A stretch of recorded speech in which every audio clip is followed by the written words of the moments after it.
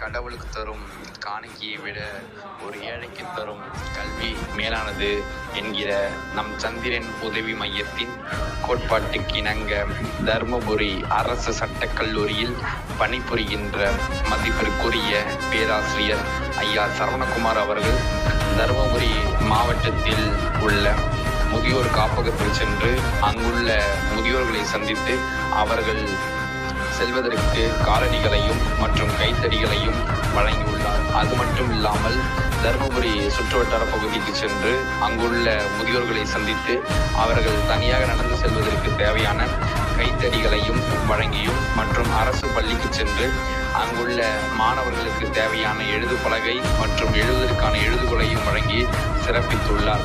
மற்றும் little hearts என்கிற காப்பகத்துக்கு சென்று அங்குள்ள மக்களுக்கு அவர்களுக்கு தேவையான காலணிகளையும் வழங்கியுள்ளார். தங்களின் சமூக பணியில் என்றென்றும் சந்திரன் உதவி மையம் துணை இருக்கும் ஐயா.